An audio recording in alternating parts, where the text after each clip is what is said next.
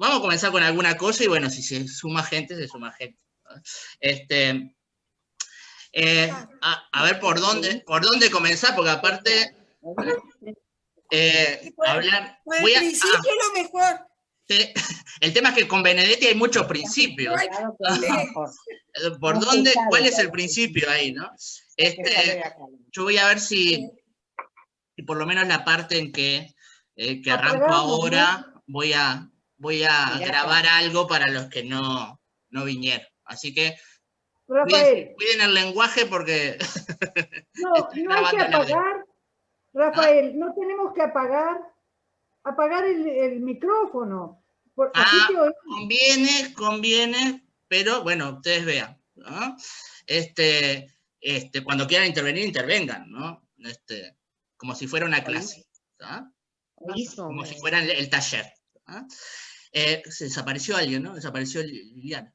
Liliana se fumó. Sí, pero estaba recién. Hace rato que no la veo. Se ve que tenía problemas ahí.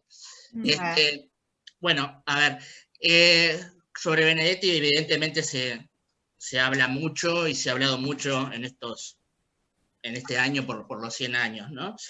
Y hay que acotar el tema porque si no, estaríamos todo el año y el año que viene hablando de Benedetti, no hay forma, ¿no?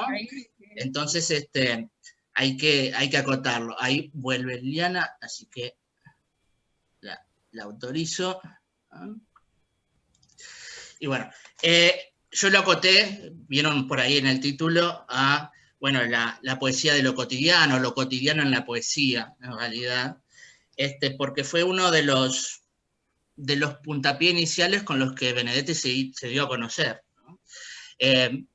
Yo entre los materiales que repartí en el taller de literatura, a ver si ustedes pueden ver esto, voy a compartir pantalla, a ver si se puede ver, por acá. ¿Ustedes están viendo mi pantalla ahora? Sí. Bien. Menos odio en la parte mecánica. Lo que menos odio. Sí. Vieron, bueno, elegí 2 fotos, esto después se los mando, porque son 2 fotos bien cotidianas, ¿no? De Benedetti, en un ómnibus, en un viejo ómnibus, con aquellos asientos incómodos, y en un bar, en el San Rafael, seguramente, ¿no? Si no me equivoco. Entonces vamos a partir de cómo Benedetti usó lo cotidiano para hacer poesía, para hacer literatura, y cómo eso lo llevó a ser la figura que es, ¿no? Hay que tener en cuenta qué pasaba por aquellas épocas y unos años anteriores, ¿no? Ya desde el comienzo del siglo XX se admitía que en el arte y en la literatura entrara lo que no era considerado arte, hay alguna corrección, ¿no? Lo que no era considerado arte en otras épocas, de acuerdo a determinadas escuelas, ¿no? Hay que recordar que las vanguardias, por ejemplo, metieron un urinario en un museo, ¿no? Y dijeron que eso era arte, o hicieron los ready-made, aquellas obras de arte con basura, con lo que uno encontraba por la vuelta, ¿no? Entonces, hay toda una serie de rupturas que se vienen dando a nivel del arte y de la literatura, que cuestionan las normas de lo que se consideraba arte hasta ese momento. La academia, todo lo que la academia había definido, y las escuelas anteriores, y los movimientos anteriores, todo eso se rompe, ¿no? En literatura es clarísimo la ruptura, por ejemplo, en la poesía, de la métrica y la rima, la disposición de los poemas, la disposición de los versos, bueno, todo aquello que de alguna manera era cuestionar las normas establecidas en el arte, ¿no? Bueno, el arte no tiene normas que son eternas, ¿no?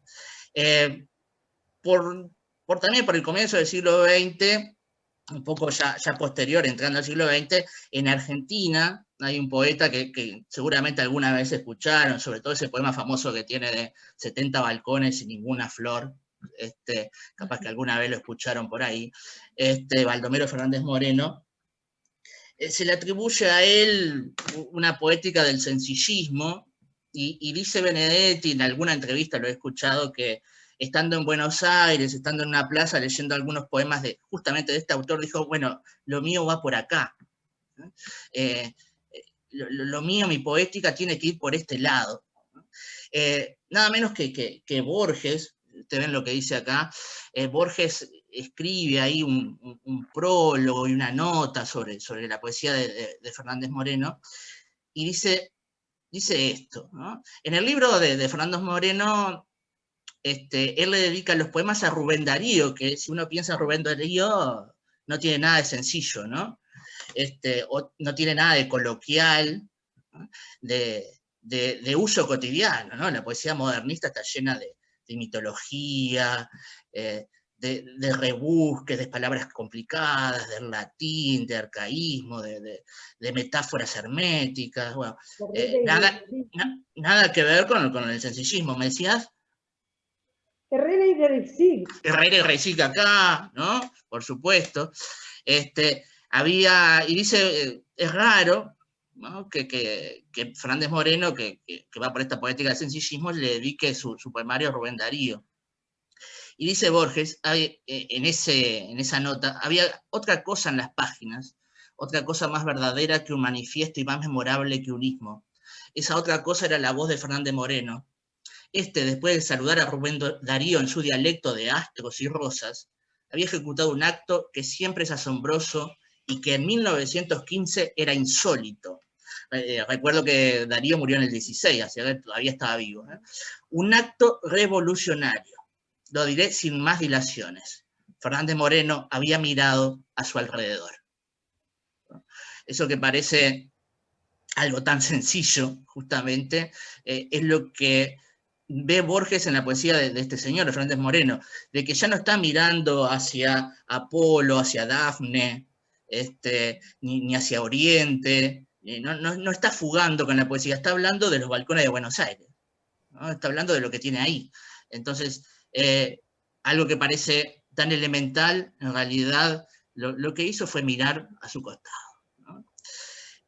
Por esas mismas épocas, por las épocas en que Benedetti escribe los poemas de la oficina, por allá por los 50, los poemas de la oficina de Benedetti son del 53 al 56, los va escribiendo, en el 56 se publican.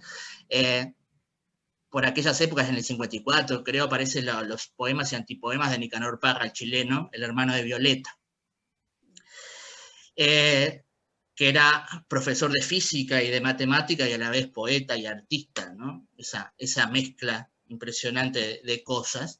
Y este señor, bueno, dice que hace antipoemas, ¿no? Que hace poesía y antipoemas, y ahí ya hay una declaración como de principios, ¿no? Ir en contra de lo que se consideraba poesía, por lo menos hasta ese momento. Y en un poema que se llama Advertencia al lector, que Nicanor Parra era muy humorista, muy provocador, ¿no? El poema Advertencia al lector, uno se imaginaría que debería ir primero en el libro, ¿no? Una advertencia debería ir por lo menos en la tapa, como en las cajillas de cigarrillos, ¿no? Pero esta advertencia la pone por el medio del libro, cosa que ya el lector se ha metido ahí adentro y cuando llega la advertencia ya no funciona, ¿no? Ya está metido ahí adentro, ¿no? Creo que es parte del juego que propone él. Y en ese poema, la advertencia al lector, me parece que hay mucho de lo que hace Benedetti por esa misma época. Insisto, ¿no? Hay como una sensibilidad similar en la época, ¿no? No es que Benedetti le haya copiado a Nicanor Parra, ¿no? Hay varios haciendo lo mismo. Dice en ese poema, en parte de ese poema Advertencia al lector, dice esto: según los doctores de la ley, este libro no debiera publicarse. La palabra arcoíris no aparece en él en ninguna parte, menos aún la palabra dolor, la palabra torcuato. Sillas y mesas sí, que figuran a granel, ataúdes, útiles de escritorio, lo que me llena de orgullo, porque a mi modo de ver, el cielo se está cayendo a pedazos. ¿No? Fíjense que más que una advertencia al lector, me parece que es un discurso dirigido a la academia, como decía Alma ahí, ¿no? Bueno, los doctores de la ley dirán que esto no es poesía, aquello que se arrojan la capacidad de definir qué es poético y qué no, seguramente dirán que esto no es poesía. Pero, ¿por qué? ¿Qué pretenden? Pretenden encontrar determinado registro de vocabulario, ¿no? Determinado registro de expresiones. Podría haber dicho otras palabras ahí, ¿no? Pero él dice arcoíris, dolor. ¿Eh? Por ahí mete una palabra, Torcuato, que hoy es un nombre, ¿no? Un nombre que deriva de un apellido, y que hoy había averiguado el significado del nombre, y ya tuve, mi memoria está fallando, ¿no? Y era un significado bastante interesante.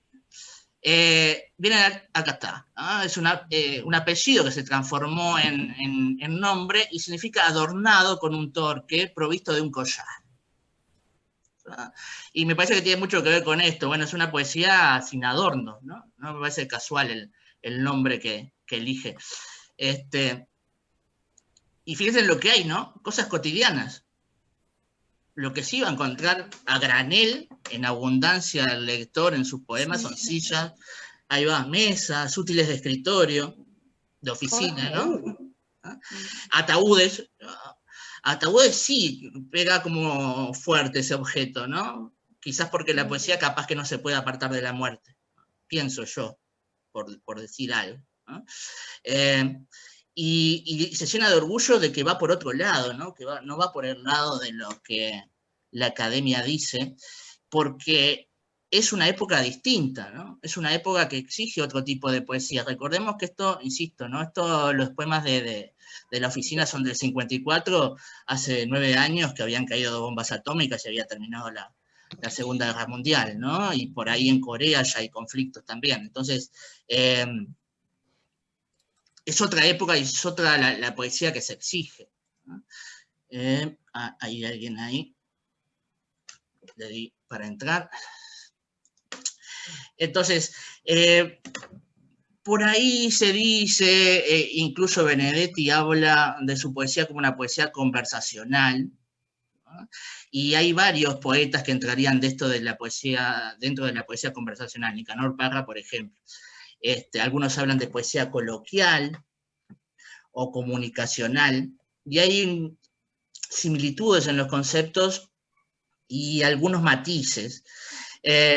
Lo coloquial tiene que ver más que nada con un tono, ¿no? Que parezca aquello oral, ¿no? Que estoy escuchando un discurso de la calle, un discurso cotidiano de entre casa, y lo conversacional o lo comunicacional tiene que ver con que ese poema interpele al lector, muchas veces directamente, ¿no? Explícitamente.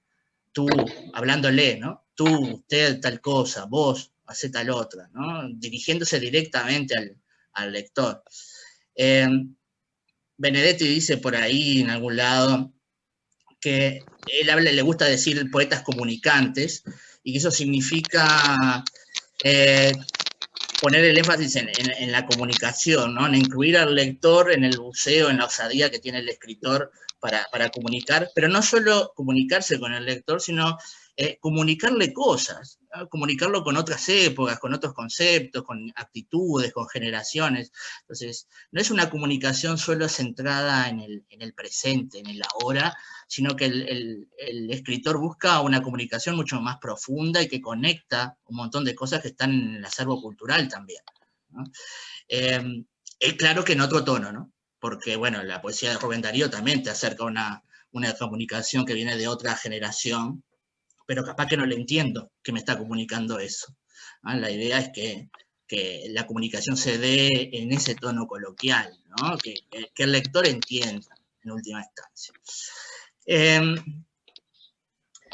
Hay una cosa que siempre ha dicho Benedetti, y ustedes capaz que lo han visto en algunas entrevistas, en algunos lados, de que él esencialmente era un poeta, ¿no? Escribió ensayo, drama, novelas, cuentos, pero que en definitiva detrás de todo lo que escribió está el poeta. Y que no podía dejar de ser poeta, y que el poeta se le metía en lo que estaba haciendo.